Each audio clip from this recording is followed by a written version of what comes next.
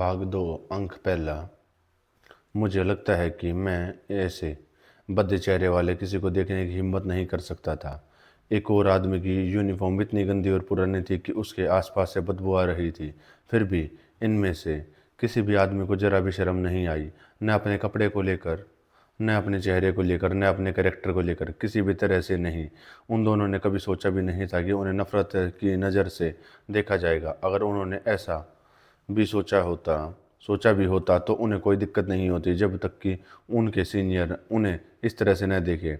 अब मुझे यह साफ हो गया है कि अपने अपने बहुत ज़्यादा घमंड और अपने लिए तय किए गए ऊंचे स्टैंडर्ड की वजह से मैं अक्सर खुद को बहुत ज़्यादा नाराज़गी से देखता था, जो नफ़रत के करीब होती थी। और इसलिए मैं मन ही मन हर किसी को यही एहसास देता था जैसे मुझे अपना चेहरा बहुत बुरा लगता था।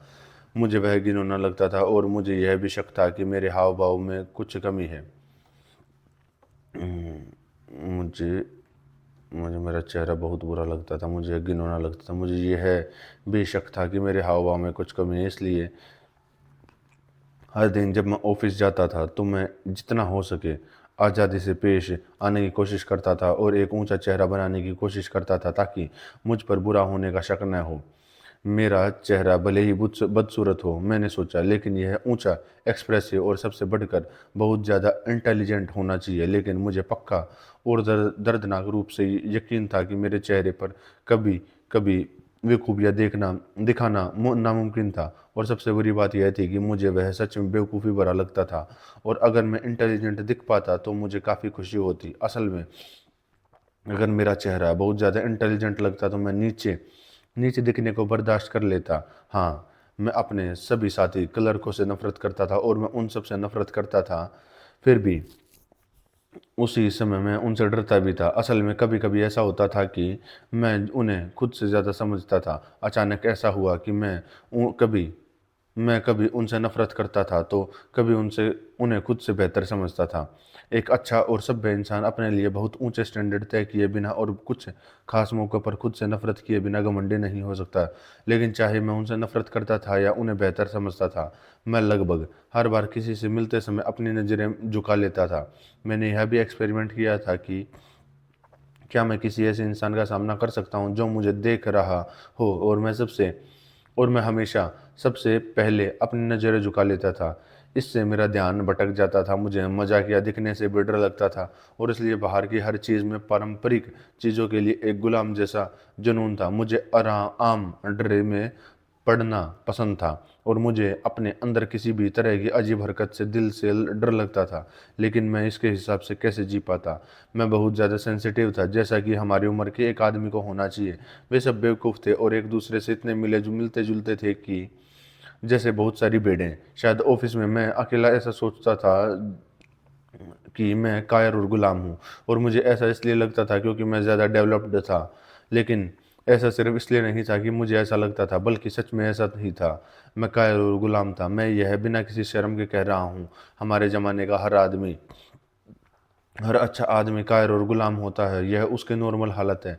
मुझे इस बात पर पक्का यकीन है, वह किसी मकसद से बनाया गया है, और सिर्फ अभी कुछ अचानक हालात की वजह से ही नहीं, बल्कि हमेशा, हर समय एक अच्छा आदमी कायर जरूर होता है और एक गुलाम। यह पूरी धरती पर सभी अच्छे लोगों के लिए कुदरत का नियम है। अगर इनमें से कोई किसी चीज़ में बहादुर है तो उसे दिलासा देने या उसके बहकाने की जरूरत नहीं है। वह किसी और चीज़ के सामने भी अपना सफ़ेद पंख दिखाएगा, हमेशा, और जरूर यही होता है। सिर्फ गधे और खच्चर ही सिर्फ गधे और खच्चर ही बहादुर होते हैं, और वे तब तक बहादुर होते हैं जब तक उन्हें दीवार से न सटा दिया जाए। उन पर ध्यान देने की कोई ज़रूरत नहीं है, क्योंकि वे सच में बहादुर हैं। कोई परिणाम नहीं। और उन दिनों एक और बात ने मुझे भी परेशान किया, कि जैसा मेरे जैसा कोई नहीं था और मैं किसी और से अलग था। मैं अकेला हूँ और वे सब हैं। मैंने सोचा, इससे यह स्पष्ट है कि मैं तब भी युवा था। कभी कभी इसका बिल्कुल उल्टा होता। कभी कभी ऑफिस जाना भी बुरा लगता था। हालात इतने बिगड़ गए थे कि मैं अक्सर बीमार होकर घर आता था। लेकिन अचानक बिना किसी बात के शक और बेपरवाही का दौर आ जाता था। मेरे साथ सब कुछ अलग अलग होता था। मैं अपनी इस नासमझी और नखरेबाजी पर खुद ही हंसता था। मैं खुद को रोमांटिक होने के लिए कोसता था। एक समय में मैं किसी से बात करने के लिए तैयार नहीं होता था, जबकि दूसरे ही समय में मैं न सिर्फ बात करता था बल्कि उनसे दोस्ती के बारे में भी सोचता था।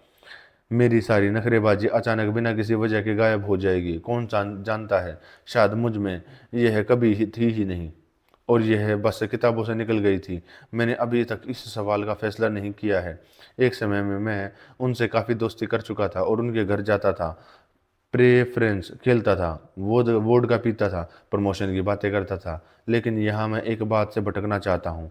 हम रूसियों में आमतौर पर हम कभी भी वे बेवकूफ़ ट्रांसेंडल रोमांटिक नहीं रहे। जर्मन और उससे भी ज़्यादा फ्रेंच, जिन पर किसी भी चीज़ का कोई असर नहीं होता। अगर भूकंप आ जाए, अगर पूरा फ्रांस बैरिकेड पर ख़त्म हो जाए तो भी वे वैसे ही रहेंगे। उनमें बदलाव लाने की भी तमीज़ नहीं होगी। लेकिन वे अपनी मौत के समय तक अपने ट्रेंस ट्रांसेंडेंटल ट्रांसेंडेंटल गाना गाते रहेंगे, क्योंकि वे मूर्ख हैं। हम रूस में कोई मूर्ख नहीं है, यह अच्छी तरह से पता है। यही बात हमें विदेशी देशों से अलग करते है। इसलिए ये ट्रांसेंडेंटल नेचर हमारे बीच अपने असली रूप में नहीं पाए जाते। वे सोच रहे हैं कि उस समय के हमारे रियलिस्टिक पत्रकारों और क्रिटिक की वजह से, जो हमेशा कॉन्स्टेंजोग्लोस और अंकल प्योत्र इवानिच की तलाश में रहते हैं और बेवकूफ़ी में उन्हें अपना आइडल मान लेते हैं। उन्होंने हमारे रोमांटिक को बदनाम कर दिया है। उन्हें जर्मन या फ्रेंच जैसा ही ट्रांसेंडेंटल टाइप का समझा है। इसके उल्टे खासियतें हमारे रोमांटिक लोग पूरी तरह से और सीधे तौर पर ट्रांसेंडेंटल यूरोपियन टाइप के खिलाफ हैं और उन पर कोई यूरोपियन स्टैंडर्ड लागू नहीं किया जा सकता। मुझे रोमांटिक शब्द का इस्तेमाल करने की इजाज़त दें, एक पुराने ज़माने का और बहुत आदरणीय शब्द जिसने अच्छी सेवा की और सभी को पता है। हमारे रोमांटिक की खासियतें हैं सब कुछ समझना, सब कुछ देखना और अक्सर उससे बेमिसाल तरीके से देखना। हमारे सबसे यथार्थवादी दिमागों से भी ज़्यादा। इसे देखें, किसी को या किसी चीज़ को मनाने से या मना करना, लेकिन साथ ही किसी चीज़ को बुरा न मानना, पॉलिसी के आगे झुकना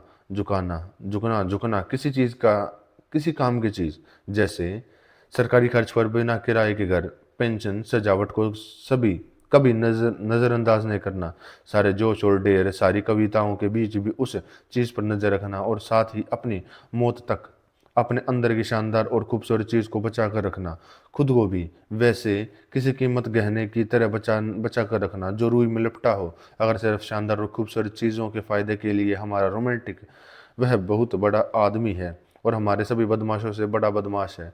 मैं आपको यकीन दिलाता हूँ, मैं आपको अपने अनुभव से यकीन दिला सकता हूँ, सच में, बेशक अगर वह समझदार है। लेकिन मैं क्या कह रहा हूँ, रोमांटिक हमेशा समझदार होता है और मैं सिर्फ मेरा मतलब है कि हालांकि हमारे यहाँ मूर्ख रोमांटिक लोग भी हुए हैं, लेकिन उनकी गिनती नहीं होती और वे इसलिए थे क्योंकि अपनी जवानी के सुनहरे दिनों में वे जर्मन बन गए थे और वे कीमती रत्न को ज़्यादा आराम से बचाने के लिए कहीं बाहर गए, खासकर वाइमर या ब्लैक फॉरेस्ट में। उदाहरण के लिए, मुझे सच में अपने ऑफिशियल काम से नफरत थी और मैंने खुलेआम इसका गलत इस्तेमाल नहीं किया, सिर्फ इसलिए क्योंकि मैं खुद इसमें था और मुझे इसके लिए सैलरी मिली थी।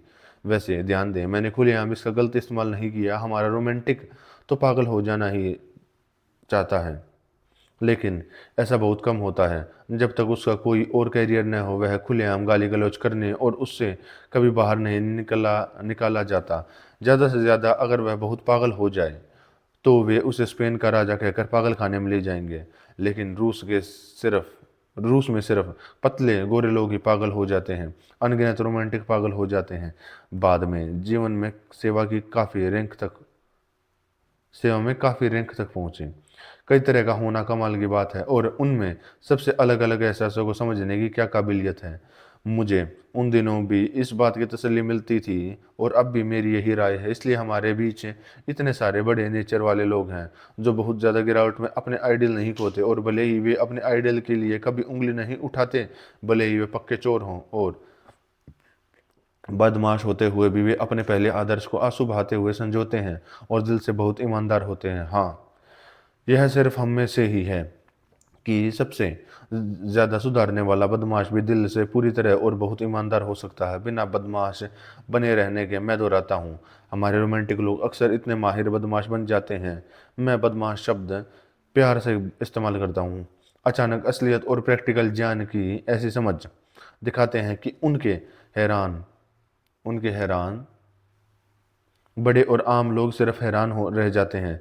उनका कई तरह का होना सच में कमाल का है और भगवान ही जाने कि आगे चलकर क्या बन सकता है और हमारे भविष्य में हमारे लिए क्या है। यह कोई घटिया चीज़ नहीं है। मैं यह किसी बेवकूफ़ या घमंडी देशभक्ति की वजह से नहीं कर रहा हूँ, लेकिन मुझे यकीन है कि आप फिर से सोच रहे हैं कि मैं मजाक कर रहा हूँ या शायद यह बिल्कुल उल्टा है और आपको यकीन है कि मैं सच में ऐसा सोचता हूँ। खैर सज्जनों, दोनों विचारों का सम्मान और एक खास मेहरबानी के तौर पर स्वागत करूँगा और मेरे भटकने के लिए माफ़ करना। बेशक मैंने अपने साथियों के साथ दोस्ताने रिश्ते नहीं बनाए और जल्द ही उनसे मेरी अनबन होगी और अपनी जवानी और कम तजुर्बे में मैंने उनके आगे झुकना भी छोड़ दिया, जैसे मैंने सारे रिश्ते ख़त्म कर दिए हों। हालांकि मेरे साथ ऐसा सिर्फ एक बार हुआ। आमतौर पर मैं हमेशा अकेला रहता था। सबसे पहले तो मैं अपना ज़्यादातर समय घर पर पढ़ने में बिताता था। मैंने बाहरी सोच से अपने अंदर जो कुछ भी उबल रहा था उसे दबाने की कोशिश की और मेरे पास जो एकमात्र बाहरी जरिया था वह था पढ़ना। पढ़ना ज़ाहिर है बहुत मददगार था। मुझे एक्साइट करता था, मुझे खुशी और दर्द देता था, लेकिन कभी कभी यह मुझे बहुत बोर कर देता था। सब कुछ होते हुए भी कोई मूवमेंट चाहता था और मैं एकदम से अंधेरे अंडरग्राउंड सबसे छोटी मोटी बुरी आदत में डूब जाता था। मेरे बुरे जुनून तेज चुभने वाले थे। मेरी लगातार बीमारी चिढ़ाने वाली चिड़चिड़ाहट से मुझे हिस्ट्रीरिकल हिस्टी हिस्टेरिकल इम्पल्स होते थे, आंसू और रिटर्न के साथ। मेरे पास पढ़ने के अलावा कोई जरिया नहीं था, यानी मेरे आसपास ऐसा कुछ भी नहीं था जिसकी मैं इज्जत कर सकूं और जो मुझे अट्रैक्ट करे। मैं डिप्रेशन में भी भर गया था। मुझे बेमेल चीज़ों और कॉन्ट्रास्ट और हिस्टेरिकल चाहत थी और मैंने इसलिए मैं बुरी आदत कल अपना ली थी। मैंने यह सब खुद को ही सही ठहराने के लिए नहीं कहा है, लेकिन नहीं, मैं झूठ बोल रहा हूँ। मैं खुद को सही ठहराना चाहता था। मैं यह छोटी सी बात अपने फ़ायदे के लिए कह रहा हूँ जेंटलमैन। मैं झूठ नहीं बोलना चाहता। मैंने खुद से कसम खाई थी कि मैं झूठ नहीं बोलूँगा और इसलिए चुपके से डरपोक तरीके से अकेले में रात में मैं बुरी आदतों में लिप्त हो गया, शर्म की भावना के साथ जो मुझे कभी नहीं छोड़ती थी। सबसे बुरे पलों में भी और ऐसे पलों में भी तो मैं लगभग कोसने लगता था। तब भी मेरे पास मेरी अंडरग्राउंड दुनिया थी। मुझे डर था कि कोई मुझे देख लेगा, कोई मुझसे मिल लेगा, कोई मुझे पहचान लेगा। मैं कई अनजान जगहों पर गया। जब रात में एक शराब खाने के पास से गुजर रहा था तो मैंने एक रोशन खिड़की के से कुछ लोगों को बिलियार्ड क्यू से लड़ते हुए देखा। उनमें से एक को खिड़की के बाहर फेंका हुआ देखा। दूसरी बार मुझे बहुत नफरत होनी चाहिए थी, लेकिन उस समय मेरा मूड ऐसा था कि मुझे सच में खिड़की से बाहर फेंके गए आदमी से जलन हुई और मुझे उसे इतनी जलन हुई कि मैं शराब खाने में भी गया और बिलियर्ड रूम में भी। शायद मैंने सोचा मेरी भी लड़ाई होगी और वो मुझे खिड़की से बाहर फेंक देंगे। मैं नशे में नहीं था, लेकिन क्या करें, डिप्रेशन किसी आदमी को इतने हिस्टीरिया तक ले जाया जाएगा। लेकिन कुछ नहीं हुआ। ऐसा लग रहा था कि मैं खिड़की से बाहर फेंके जाने के लायक भी नहीं था और मैं बिना लड़े ही चला गया। एक ऑफिसर ने पहले ही पल से मुझे मेरी जगह बता दी थी। मैं बिलियर्ड टेबल के पास खड़ा था और अनजाने में रास्ता रोक रहा था और वह आगे निकलना चाहता था। उसने मुझे कंधों से पकड़ा और बिना कुछ कहे, बिना किसी वार्निंग या एक्सप्लेनेशन के मुझे जहां मैं खड़ा था वहां से दूसरी जगह ले गया और ऐसे निकल गया जैसे उसने मुझे देखा ही न हो। मैं मारपीट को माफ़ कर सकता था, लेकिन मैं उसे माफ़ नहीं कर सकता था जिसने उसने मुझे बिना देखे हटा दिया। भगवान जाने मैं एक असली रेगुलर झगड़े के लिए क्या देता। एक साथ सब एक ज़्यादा सभ्य, ज़्यादा लिटरेरी झगड़ा।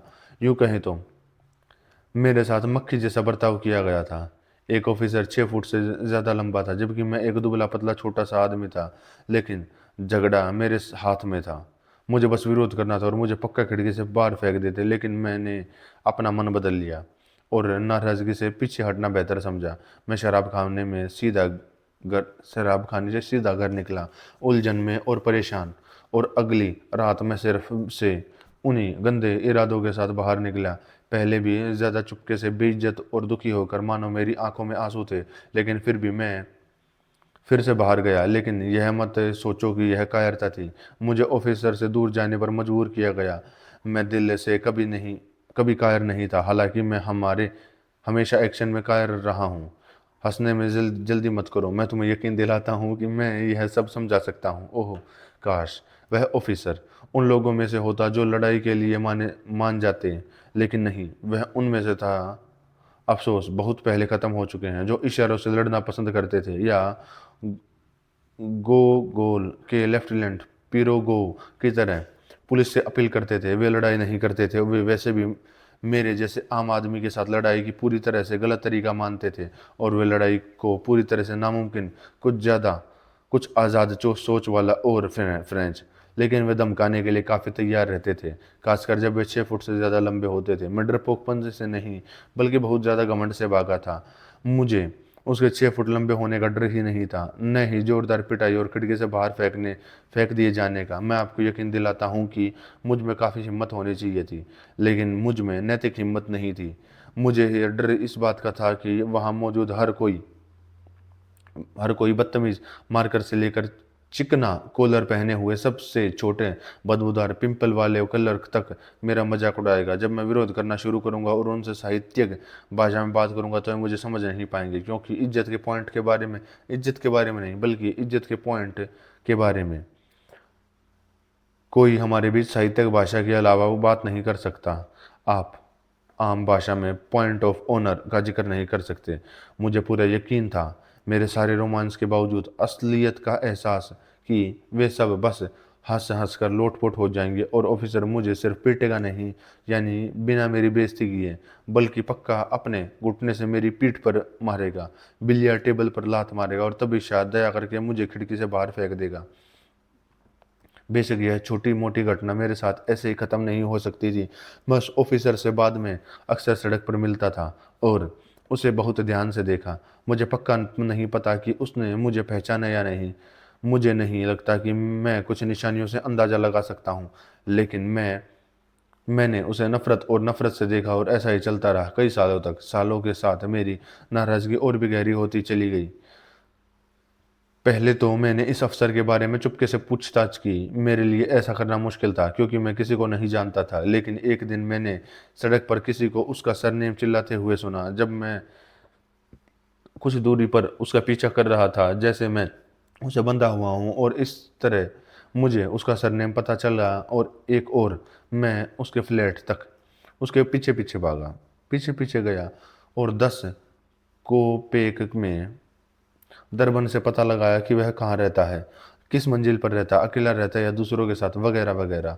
असल में एक दरबान से जो कुछ भी सीखा जा सकता है। एक सुबह, हालांकि मैंने अभी कलम नहीं चलाई थी, अचानक मेरे मन में आया कि इस ऑफिसर पर एक नोवेल के रूप में एक सट्टायर लिखूं जो उसकी बुराई को सामने लाए। मैंने बड़े मज़े से नोवेल लिखा। मैंने उसकी बुराई को सामने ला दिया। मैंने उसे बड़ा चढ़ाकर लिखा। पहले तो मैंने उसका सरनेम इतना बदल दिया कि उसे आसानी से पहचाना जा सके, लेकिन दोबारा सोचने पर मैंने उससे ही बदल दिया और कहानी बेच दी। लेकिन उस समय ऐसे हमले फैशन में नहीं थे और मेरी कहानी नहीं छिपी।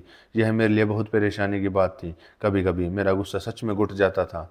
आखिर में मैंने अपने दुश्मन को लड़ाई के लिए चैलेंज करने का फैसला किया। मैंने उसे एक शानदार प्यारा सा लेटर लिखा, जिसमें उसे मुझसे माफ़ी मांगने की गुजारिश थी, और मना करने पर लड़ाई का साफ इशारा किया। लेटर इतना लिखा कि अगर ऑफिसर को अच्छी और खूबसूरत चीज़ों की जरा भी समझ होती, तो वह पक्का मेरी गर्दन पर चढ़कर मुझसे दोस्ती का ऑफर देता, और यह कितना अच्छा होता। हम दोनों साथ में कैसे रहते। वह अपनी ऊंची रैंक से मुझे बचा सकता था, जब मैं अपने कल्चर से और खैर अपने आइडिया से उसका दिमाग सुधार सकता था। और भी बहुत कुछ हो सकता था। सोचिए, यह उसके बेइज्जती के 2 साल बाद की बात है, और मेरा चैलेंज एक बेतुकी पुरानी बात होती। भले ही मेरे लेटर में पुरानी बात को छिपाना और समझाने की इतनी होशियारी थी, लेकिन भगवान का शुक्र है, आज भी मैं आंखों में आंसू भरकर भगवान का शुक्रिया अदा करता हूँ। मैंने उसे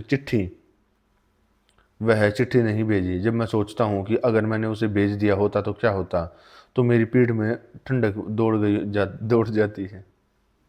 और अचानक मैंने सबसे आसान तरीके से एक जीनियस स्ट्रोक से अपना बदला ले लिया। अचानक मेरे मन में एक शानदार विचार आया। कभी कभी छुट्टियों में मैं शाम को करीब 4 बजे नवेस्की के धूप वाले किनारे टहलता था, दोपहर। हालांकि यह कोई टहलना नहीं था, बल्कि अनगिनत दुखों, बेइज्जती और नाराजगी का सिलसिला था। हालांकि यह कोई हालांकि यह कोई टहलना नहीं था, बल्कि अनगिनत दुखों और बेइज्जती का सिलसिला था। लेकिन इसमें कोई शक नहीं था कि मैं यह चाहता था। मैं बहुत अजीब तरह से, एक ईल मछली की तरह, जर्नलों, गार्ड्स और हुसारों के अधिकारियों या महिलाओं के रास्ते बनाने के लिए लगातार हट जाता था। ऐसे पलों में मेरे दिल में एक अजीब सी टीस होती थी, और अपने कपड़ों की बुरी हालत, अपने छोटे से भागते दौड़ते शरीर की बुरी हालत और दीनता के बारे में सोचकर ही मेरी पीठ पर जलन होने लगती। यह एक रेगुलर शहादत थी। इसे सोच से लगातार बर्दाश्त न होने वाली बेइज्जती, जो एक लगातार और सीधे एहसास में बदल गई कि मैं इस पूरी दुनिया की नज़रों में बस एक मक्खी हूँ। कि मैं इस पूरी दुनिया की नज़रों में एक मक्खी हूँ, बस एक घिनौनी मक्खी। बेशक मैं उनमें से किसी से भी ज़्यादा समझदार, ज़्यादा डेवलप, ज़्यादा एहसास वाली, लेकिन एक ऐसी मक्खी जो लगातार सबके लिए रास्ता बना रही थी, हर किसी से बेइज्जत और घायल हो रही थी। मैंने खुद पर यह तकलीफ़ क्यों दी? मैं निवेश की क्यों गया? मुझे नहीं पता। मुझे हर मुमकिन में मौके पर बस वहाँ खिंचा हुआ महसूस होता था। तभी मुझे उस मज़े का एहसास होने लगा जिसके बारे में मैंने पहले चैप्टर में बात की थी। ऑफिसर्स के साथ अफेयर के बाद मैं वहाँ पहले से भी ज़्यादा खिंचा चला आ गया था। पहले निवेश की पर ही मेरी उनसे सबसे ज़्यादा मुलाकात हुई थी। वहाँ मैं अक्सर उनकी तारीफ़ करता था। वह भी ज़्यादातर छुट्टियों में वहाँ जाते थे। वह भी जर्नलों और ऊंचे पद के लोगों के लिए अपना रास्ता बदल लेते थे, और वह भी उनके बीच में मछली की तरह रेंगते थे। लेकिन मेरे जैसे लोग, या मुझसे भी बेहतर कपड़े पहने हुए, वह बस उनके पास से चले जाते थे। वह सीधे उनके पास चले जाते थे, और उनके सामने सिर्फ खाली जगह हो, और किसी भी हालत में कभी पीछे नहीं हटते थे।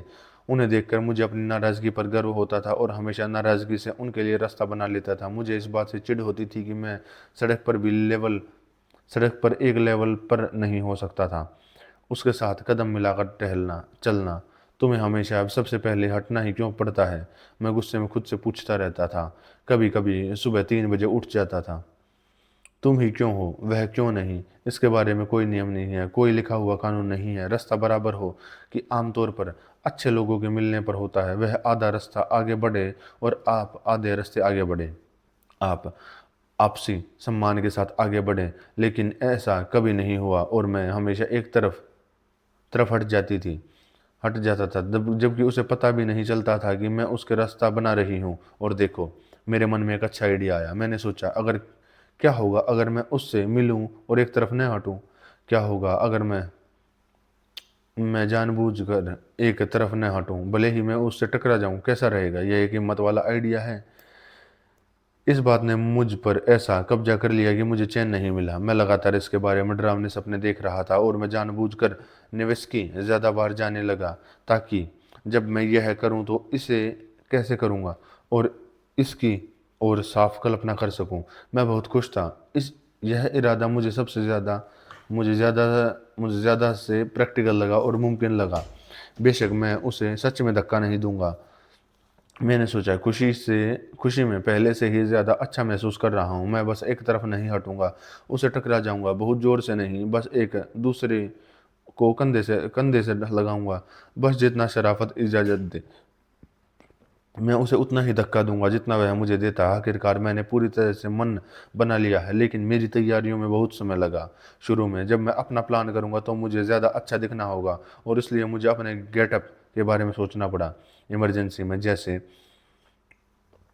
अगर कोई पब्लिक स्कैंडल होता है और वहाँ की पब्लिक सबसे ज़्यादा होती है, काउंटलेस वहाँ घूमती है, प्रिंस डे वहाँ घूमते हैं, पूरी लिटरेरी दुनिया वहाँ होती है, तो मुझे अच्छे कपड़े पहनने चाहिए। इससे इज्जत मिलती है और समाज की नज़रों में हम बराबरी पर आ जाते हैं।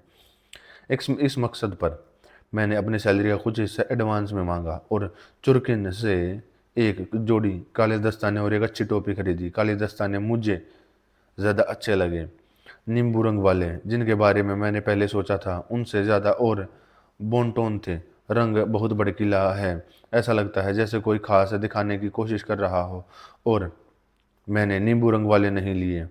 मैंने बहुत पहले से ही यह एक अच्छी शर्ट तैयार कर ली थी, इस जिसमें सफ़ेद हड्डी के स्टड लगे थे। मेरा ओवरकोट ही एकमात्र चीज़ थी जो मुझे मुझे रोक रही थी। कोट अपने आप में बहुत अच्छा था, इसलिए मुझे गर्मी मिलती थी, लेकिन यह गद्देदार था। इसमें एक रकून कॉलर था जो बहुत ही घटिया था। मुझे किसी भी कीमत पर कॉलर बदलना था और एक ऑफिसर जैसा बीवर कॉलर बनवाना था। इस मकसद के लिए मैं गोस्टिनी गोस्टिनी डुओर जाने लगा, और कई कोशिशों के बाद मुझे एक सस्ता जर्मन बीवर मिल गया। हालांकि मैं जर्मन बीवर जल्द ही ख़राब हो जाते हैं और बेकार लगते हैं, फिर भी शुरू में वे बहुत अच्छे लगते हैं और मुझे इसकी ज़रूरत सिर्फ इस मौके के लिए थी। मैंने कीमत पूछी, फिर भी यह बहुत महंगा है। अच्छी तरह सोचने के बाद मैंने अपना रकून कूलर बेचने का फैसला किया। बाकी पैसे, जो मेरे लिए काफ़ी बड़ी रकम थी, मैंने अपने तुरंत सुपीरियर एंटोनिच सिएटोकिन से उधार लेने का फैसला किया, जो एक सीधे साधे इंसान थे, हालांकि गंभीर और समझदार थे। उन्होंने कभी सीधे और पैसे उधार नहीं लिए, लेकिन सर्विस में आने पर एक बड़े आदमी ने खास तौर पर मुझे उनमें रिकमेंड किया था, जिन्होंने मुझे मेरी बर्थ दिलाई थी। मैं बहुत परेशान और था एटोन से उधार लेने के लिए। एट- एंटोनिच मुझे बहुत ही भयानक और शर्मनाक लगा। 2-3 रातों तक नींद नहीं आई, सच में। उस समय मुझे ठीक से नींद नहीं आई। मुझे बुखार था, मेरा दिल धीरे धीरे बैठ रहा था, या फिर अचानक धड़कन धड़कन धड़कन। एटोनिच पहले तो हैरान हुआ, फिर उसने त्योरियां चढ़ाई, और फिर उसने सोचा, और आखिरकार उसने मुझे पैसे उधार दे दिए। मुझसे एक लिखित इजाज़त ली कि वह 2 हफ्ते बाद मेरी सैलरी से वह रकम ले लेगा जो उसने उधार दी है। मुझे इस तरह आखिरकार यह सब तैयार हो गया। सुंदर बीवर के खतरनाक और दिखने वाले रैकून की जगह ले ली, और मैं धीरे धीरे काम पर लग गया। बिना सोचे समझे कुछ करना कभी ठीक नहीं होता। प्लान को धीरे धीरे अच्छे से पूरा करना था, लेकिन मुझे मानना पड़ेगा कि बहुत कोशिशों के बाद भी मैं निराश होने लगा था। हम बस एक दूसरे से नहीं मिल सकते थे। मैंने हर तैयारी कर ली थी, मैं पूरी तरह से पक्का इरादा कर चुका था।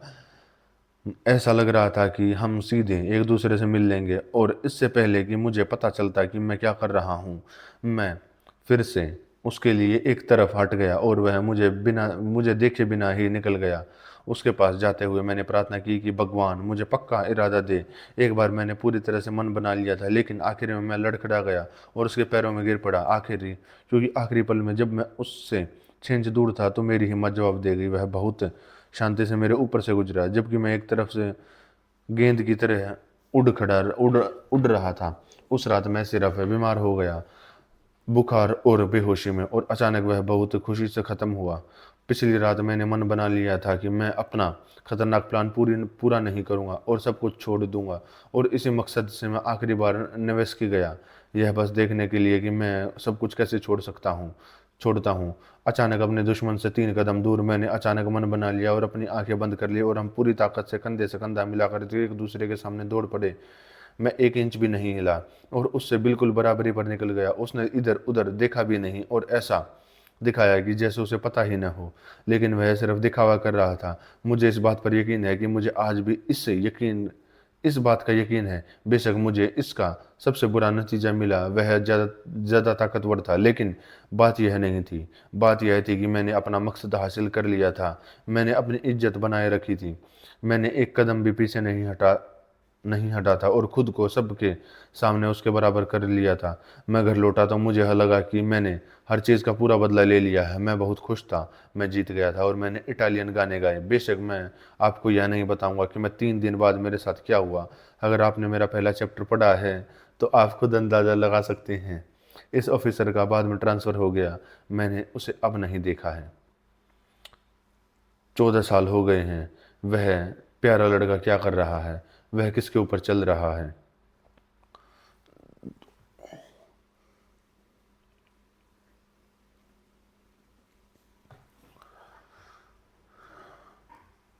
लेकिन मेरे बिगड़ने का समय ख़त्म हो जाता जाता था और उसके बाद मुझे हमेशा बहुत बीमार महसूस होता था। उसके बाद पछतावा होता था। मैंने उसे दूर भगाने की कोशिश की।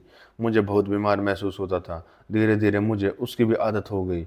मुझे हर चीज़ की आदत हो गई थी, या यूँ कहें कि मैंने अपनी मर्ज़ी से उसे सहने के लिए मान लिया था। लेकिन मेरे पास बचने का एक तरीका था, जिससे सब कुछ ठीक हो जाता था। यह था शानदार और खूबसूरत चीज़ों में, बेशक सपनों में पनाह लेना। मैं बहुत बुरे सपने देखने वाला था। मैं 3 महीने तक सपने देखता रहता था। अपने कोने में दुबका रहता था, और आप यकीन कर सकते हैं कि उन पलों में मैं उस आदमी जैसा बिल्कुल नहीं लगता था, जिसने गुस्से से अपने बड़े कोट पर जर्मन बीवर का कॉलर पहन लिया था। मैं अचानक हीरो बन गया था। अगर मेरा 6 फुट का लेफ्टिनेंट मुझसे मिलने भी आता, तो भी मैं उसे अंदर नहीं आने देता। मैं तब उसे अपने सामने सोच भी नहीं सकता था। मेरे सपने क्या थे और मैं उनसे खुद को कैसे खुश कर सकता था। अब यह कहना मुश्किल है, लेकिन उस समय मैं उनसे खुश था। हालाँकि सच में अब भी मैं उनसे कुछ हद तक खुश हूँ। कुछ समय के लिए बर्बादी के बाद सपने ख़ास तौर पर मीठे और साफ लगते थे। वे पछतावे और आंसू के साथ आते थे। बद्दुआएँ और गुस्सा। कुछ पल ऐसे पॉजिटिवनेस से, ऐसी खुशी के थे कि मेरे अंदर मेरी इज्जत पर ज़रा भी अजीब बात नहीं थी। मुझे में विश्वास था, उम्मीद थी, प्यार था। ऐसे समय में मैं आँख बंद करके यकीन करता था कि किसी चमत्कार से, किसी बाहरी हालत से यह सब कुछ अचानक खुल जाएगा, फैल जाएगा, कि अचानक सही काम का एक रास्ता खुल जाएगा, फ़ायदेमंद, अच्छा और सबसे बढ़कर रेडीमेड। किसी तरह का काम मुझे नहीं पता था, लेकिन बड़ी बात यह थी कि यह सब मेरे लिए तैयार था। मेरे सामने उठेंगे और मैं दिन की रोशनी में निकलूंगा, लगभग एक सफ़ेद घोड़े पर सवार और लॉरेल से सजा हुआ। सबसे आगे की जगह के अलावा मैं अपने लिए कुछ सोच भी नहीं सकता था, और इसी वजह से मैंने मैंने असल में सबसे नीचे नीचे वाली जगह पर खुशी खुशी कब्जा कर लिया। या तो हीरो बनना या कीचड़ में लौटना, सब बीच में से कुछ भी नहीं था। यही मेरी बर्बादी थी, क्योंकि जब मैं कीचड़ में होता था तो मैं खुद को यह सोचकर दिलासा देता था कि दूसरे समय में मैं हीरो था, और हीरो कीचड़ के लिए एक आवरण था। एक आम आदमी के लिए खुद को गंदा करना शर्मनाक था, लेकिन एक हीरो उतना इतना ऊंचा था कि उसे पूरी तरह से गंदा नहीं किया जा सकता था, और इसलिए वह खुद को गंदा कर सकता था। यह ध्यान देने वाली बात है कि शानदार और बदबूदार शान देने वाली शानदार और खूबसूरत के हमले मुझ पर तब भी आते थे जब मैं बर्बादी के समय में था, और ठीक उस समय जब मैं सबसे नीचे था, वे अलग अलग झटकों से आते थे। जैसे हालांकि वे मुझे अपनी याद दिला रहे थे, लेकिन उनके देखने में से मेरा मज़ा ख़त्म नहीं हुआ, बल्कि वे इसके उलट उसमें एक मज़ा जोड़ते हुए लग रहे थे। और वे सिर्फ एक स्वादिष्ट चटनी के तौर पर मौजूद थे। वह चटनी उलझनों और तकलीफ़ों से बनी थी, अंदर की तकलीफ देने वाली जांच से। और इन सभी दर्द और चुभन ने मेरे नशे को एक खास तीखापन, यहाँ तक कि एक अहमियत भी दी थी। असल में एक स्वादिष्ट चटनी के मकसद को पूरी तरह से पूरा किया। उसमें एक खास गहरा मतलब था, और मैं शायद ही किसी कलरक की सीधी सादी सीधी बदतमीजी को मान लेता और उसकी सारी गंदगी सह लेता। मुझे किसी चीज़ ने लुभाया होगा, तो फिर इसके बारे में और मुझे रात रात में सड़क पर खींच लिया है। नहीं, मेरे पास सबसे बाहर निकलने का एक शानदार तरीका था। और हे प्रभु, कितनी दया कितनी दया मुझे कभी कभी अपने उन सपनों में महसूस होती थी, शानदार और खूबसूरत चीज़ों की और उड़ान। हालांकि यह शानदार प्यार था, हालांकि इसे असल में कभी किसी इंसानी चीज़ पर लागू नहीं किया गया था, फिर भी यह इतना प्यारा ज़्यादा था कि बाद में इसे असलियत में लागू करने की इच्छा भी महसूस नहीं हुई। यह फालतू होता। हालांकि सब कुछ कला के क्षेत्र में, यानी जीवन के खूबसूरत रूपों में, जो कवियों और कवियों से चुराए गए थे, एक आलसी और आकर्षक बदलाव से संतोषजनक रूप से गुजर गया।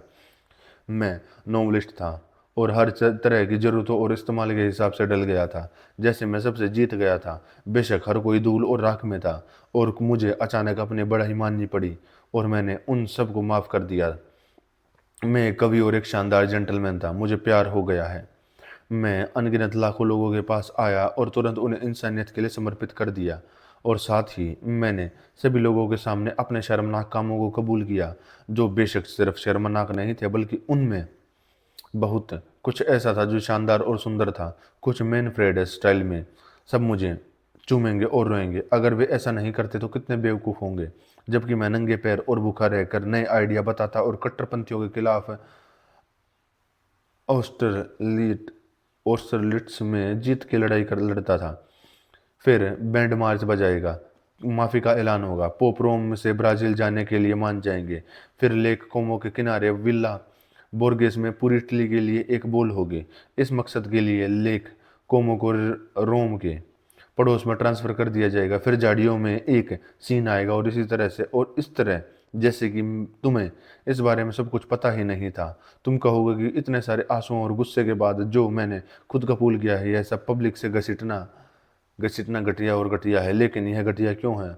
क्या तुम सोच सकते हो कि मुझे इस सब पर शर्म आ रही है? और यह आपको ज़िंदगी की किसी भी चीज़ से ज़्यादा बेवकूफ़ी भरा था जेंटलमैन। और मैं आपको यकीन दिला सकता हूँ कि इनमें से कुछ ख्यालात बिल्कुल भी बुरी तरह से नहीं बनाए गए थे। यह सब लेक कोमो के किनारे नहीं हुआ। और फिर भी आप सही हैं, यह सच में भद्दा और घटिया है। और सबसे ज़्यादा घटिया यह है कि अब मैं आपके सामने खुद सही साबित करने की कोशिश कर रहा हूँ। और उससे भी ज़्यादा घटिया यह है कि मैं अभी यह बात कर रहा हूँ, लेकिन बस इतना ही, वरना इसका कोई अंत नहीं होगा। हर कदम पिछले कदम से ज़्यादा घटिया होगा। मैं 3 महीने से भी ज़्यादा कभी बर्दाश्त नहीं कर सकता ऐसे समय में सपने देखना जब समाज में घुलने मिलने की कोई ज़बरदस्त इच्छा न हो। समाज में घुलने मिलने का मतलब था ऑफिस में अपने सुपीरियर एटोनिच सिएटो किचन से मिलना। वह मेरी ज़िंदगी का एकमात्र पक्का जान पहचान वाला था। और अब मुझे खुद इस बात पर हैरानी होती है, लेकिन मैं उसे मिलने तभी गया जब वह दौड़ आया। और जब मेरे सपने इतने अच्छे हो गए थे कि अपने साथियों और पूरी इंसानियत को तुरंत गले लगाना जरूरी हो गया। और उस मकसद के लिए मुझे कम से कम एक ऐसे इंसान की ज़रूरत थी जो असल में मौजूद हो। हालांकि मुझे एटोनिच से मंगलवार को मिलना पड़ता था, उसके घर पर रहने का दिन। इसलिए मुझे हमेशा इंसानियत को गले लगाने की अपनी गहरी इच्छा को इस तरह से पूरा करना पड़ता था कि वह मंगलवार को पड़े। यह एटोनिच फाइव को 5 कॉर्नर्स में एक घर की चौथी मंजिल पर रहता था। 4 छोटे कमरों में एक छोटे दूसरे से छोटा और देखने में खास तौर पर किफ़ायती और सांवला था। उसकी 2 बेटियां और उसकी आंटी थी जो चाय डालती थी। बेटियों में से एक 13 साल की थी और दूसरी 14 साल की। दोनों की नाक टेढ़ी थी और मैं उनसे बहुत शर्माता था, क्योंकि वे हमेशा एक साथ फुसफुसाती और खिलखिलाती थी। घर का मालिक अक्सर अपने स्टडी में टेबल के सामने लेदर के सोफे पर किसी बूढ़े आदमी के साथ बैठता था, जो अक्सर हमेशा ऑफिस या किसी दूसरे डिपार्टमेंट का कोई कलीग होता था। मैंने वहाँ कभी 2 या 3 से ज़्यादा विजिटर नहीं देखे। हमेशा वही लोग आते थे। वे एक्सरसाइज ड्यूटी के बारे में बात करते थे, सीनेट में बिजनेस के बारे में, सैलरी के बारे में, प्रमोशन के बारे में, हिज एक्सीलेंसी के बारे में और उन्हें खुश करने के सबसे अच्छे तरीकों के बारे में वगैरह। मुझ में इतना सब्र था कि मैं इन लोगों के पास लगातार 4 घंटों तक बेवकूफ़ों की तरह बैठा रहा, उन्हें सुनता रहा, बिना यह जाने कि उनसे क्या कहूँ या एक शब्द भी कहने की हिम्मत नहीं कर पाया। मैं हैरान रह गया। कई बार मुझे पसीना आ गया, मुझे एक तरह का पैरालिसिस हो गया, लेकिन यह मेरे लिए अच्छा और सुखद था। घर लौटने पर मैंने कुछ समय के लिए सभी इंसानों को गले लगाने की अपनी इच्छा को टाल दिया। लेकिन मेरा ये एक और जान पहचान वाला सिमोनोव, जो मेरा पुराना स्कूल का दोस्त था, पीटर्सबर्ग में स्कूल के साथी थे, लेकिन मैं उनसे मिलता जुलता नहीं था। और मैंने सड़क पर उन्हें देख देख कर सिर हिलाना भी छोड़ दिया था। मुझे लगता था है कि मैं पीटर्सबर्ग में ट्रांसफ़र हो गया था। मैं जिस डिपार्टमेंट में था वह सिर्फ उनकी संगति से बचने और अपने नफरत भरे बचपन से सारा नाता तोड़ने के लिए था। उस स्कूल और सजा के उन सभी भयानक सालों पर लानत है। आसान शब्दों में, जैसे ही मैं दुनिया में आया तो अपने स्कूल के साथियों से अलग हो गया। सड़क पर 2-3 लोग बचे थे जिन्हें मैं सिर हिलाकर नमस्ते करता था। उनमें से एक था सिमोनो, जो स्कूल में किसी भी तरह से खास नहीं था, शांत स्वभाव का था। लेकिन मैंने उसमें एक तरह की आज़ादी और ईमानदारी देखी। मुझे तो यह भी नहीं लगता कि वह कोई खास बेवकूफ़ था। मैंने एक समय में उसके साथ कुछ दिल को छू लेने वाले पल बिताए थे, लेकिन वे ज़्यादा नहीं चले और किसी तरह अचानक धुंधले पड़ गए। वह इन यादों के साफ तौर पर असहज महसूस करता था और मुझे लगता था कि उसे हमेशा डर रहता था कि कहीं मैं फिर से वही टोन ने अपना लहजा न अपना लूँ। मुझे शक था कि उसे नफ़रत है, लेकिन फिर भी मैं उससे मिलने जा रहा मुझे इस बात पर पक्का यकीन नहीं था। और इसलिए एक बार जब मैं अकेलापन बर्दाश्त नहीं कर पा रहा था और यह जानते हुए कि गुरुवार होने की वजह से एटोनिज का दरवाज़ा बंद होगा, तो मैं सिमोनोव के बारे में सोचा। उसकी चौथी मंजिल पर चढ़ते हुए मैं सोच रहा था कि वह आदमी मुझे नापसंद करता है। मुझे लगा कि उनसे मिलने जाना एक गलती थी, लेकिन जैसा कि हमेशा होता था कि ऐसी बातें मुझे ऐसे जानबूझकर गलत स्थिति में डाल देती थी। मैं अंदर चला गया। सिमोनोव को आखिरी बार देखे हुए लगभग साल हो गया था। तृतीय।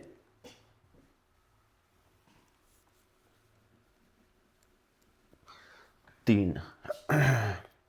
मैंने उसके साथ अपने दो पुराने स्कूल के दोस्तों को पाया। वे किसी जरूरी कम मामले पर बात कर रहे थे। उन सभी ने मेरे आने पर बिल्कुल ध्यान नहीं दिया, जो अजीब था क्योंकि मैं उनसे सालों से नहीं मिला था। साफ था कि वे मुझे एक आम मक्खी जैसा समझते थे। स्कूल में भी मेरे साथ ऐसा बर्ताव नहीं हुआ था, हालांकि वे सब मुझसे नफरत करते थे। मैं जानता था बेशक कि वे अब मुझसे नफरत करते होंगे क्योंकि मैं सर्विस में कामयाब नहीं हो पाया और मैंने खुद को इतना नीचा गिरा दिया, खराब कपड़े पहनकर घूमता रहा वगैरह, जो उन्हें मेरी नाकाबिलियत और बेकारपन की निशानी लग रही थी। लेकिन मुझे ऐसी नफरत की उम्मीद नहीं थी। सिमोनोव मेरे आने से बहुत हैरान हुआ। पुराने ज़माने में भी वह मेरे आने पर हमेशा हैरान होता था। इन इन सब बातों ने मुझे परेशान कर दिया। मैं बैठ गया, थोड़ा दुखी महसूस कर रहा था और सुनने लगा कि वे क्या कह रहे हैं। वे अगले दिन अपने एक साथी जेवरको के लिए फेयरवेल डिनर के बारे में गर्मजोशी और गंभीरता से बातें कर रहे थे, और जो आर्मी में ऑफिसर था और दूर किसी इलाके में जा रहा था। यह जेवरको हमेशा स्कूल में रहता था, मेरे साथ भी। मुझे उसमें खासकर ऊपरी क्लास से नफरत होने लगी थी। निचली क्लास में वह बस एक सुंदर चंचल लड़का था जिसे सब पसंद करते थे। हालांकि निचली क्लास में भी मुझे उससे नफरत थी, सिर्फ इसलिए कि वह एक सुंदर और चंचल लड़का था। वह हमेशा अपने लेसन में बुरा बुरा था, और जैसे जैसे वह आगे बढ़ता गया वह और भी बुरा होता गया। हालांकि वह एक अच्छा सर्टिफिकेट लेकर निकला क्योंकि उसके इंटरेस्ट बहुत अच्छे थे। स्कूल के अपने आखिरी साल में वह 200 सरफों की एक जागीर के लिए आया था, और क्योंकि हम में से लगभग सभी गरीब थे, इसलिए वह हमारे बीच अड़कर बात करता था। वह बहुत ज़्यादा बदतमीज था, लेकिन साथ ही वह अपनी अकड़ में एक अच्छा इंसान था। इज्जत और इज्जत की ऊपरी मनगढ़ंत और दिखावटी सोच के बावजूद हम में से बहुत कम लोगों को छोड़कर बाकी सभी ने जेवरको के सामने सच में झुककर प्रणाम किया है। वह जितना ज़्यादा झुकता था उतना ही ज़्यादा अकड़ कर पेश आता था, और वे किसी मतलब के लिए नहीं झुकते थे बल्कि सिर्फ इसलिए झुकते थे क्योंकि उसे कुदरत के तोहफों का फ़ायदा मिला था। इसके अलावा हमारे बीच यह सब बात मानो आम थी कि जेवर को व्यवहार और सामाजिक शिष्टाचार के मामले में माहिर थे। इस आखिरी बात ने मुझे खास तौर पर गुस्सा दिलाया। मुझे उनकी आवाज़ का अचानक आत्मविश्वास भरा लहजा, उनके अपने मजाकिया अंदाज के तारीफ से नफरत थी, जो अक्सर बहुत ही बेवकूफ़ी भरे होते थे। हालांकि वह अपनी भाषा में बोल्ड थे। मुझे उनके सुंदर लेकिन बेवकूफ़ चेहरे से नफरत थी, जिसके लिए मैंने खुशी खुशी अपना समझदारी वाला बदल लिया है। और 40 के दशक में फैशन में आज़ाद और आसान मिलिट्री तौर तरीके, मुझे उस तरीके से नफरत थी जिससे वह औरतों पर अपनी आने वाली जीत के बारे में बात करता था। वह औरतों पर हमला तब तक शुरू करने की हिम्मत नहीं करता था जब तक उसके पास एक ऑफिसर के एपोलेट न हो और वह बेसब्री से उनका इंतजार कर रहा हो, और उन मुकाबलों के बारे में डींगे हाँकता था जो वह लगातार लड़ेगा। मुझे याद है कि कैसे मैं हमेशा इतना चुपचाप रहने वाला अचानक जेवर को पर टूट पड़ा, जब तक दिन फुर्सत के पलों में उसके स्कूल के दोस्तों के साथ उसके आने वाले कल के बारे में बात कर रहा था। औरतों के साथ रिश्ते और धूप में पिल्ले की तरह खेलने कूदने वाले बनते हुए उसने तुरंत ऐलान कर दिया कि वह अपनी ज़मीन पर एक भी गांव की लड़की को बिना देखे नहीं छोड़ेगा, और वह उसका डेटोरोएडी सीजोनोर है। और अगर किसानों ने विरोध करने की हिम्मत की तो वह उन्हें भी कोड़े लगवाएगा और उन दाढ़ी वाले बदमाशों पर दोगुना टैक्स लगाएगा। हमारी गुलाम भीड़ ने तालियां बजाई, लेकिन मैंने उस पर हमला किया। लड़कियों और उनके पिताओं के लिए हमदर्दी से नहीं, बल्कि सिर्फ इसलिए कि वे ऐसे कीड़े की तारीफ कर रहे थे। उस मौके पर मैं उससे बेहतर हो गया, लेकिन जेवर को बेवकूफ़ होने के बावजूद वह जिंदा दिल और ढीठ था, और इसलिए इस पर हंसा। और इस तरह से कि मेरी जीत पूरी नहीं हुई, हंसी उसकी तरफ थी। बाद में कई मौक़ों पर उसने मुझ से बेहतर किया, लेकिन बिना किसी बुरी नीयत के। मजाक में मैं गुस्से में और बेइज्जती से चुप रहा और उसे जवाब नहीं दिया। जब हम स्कूल से निकले तो मेरी तरफ बढ़े। मैंने उन्हें मना नहीं किया क्योंकि मैं खुश था, लेकिन हम जल्दी ही बिल्कुल नेचुरली अलग हो गए।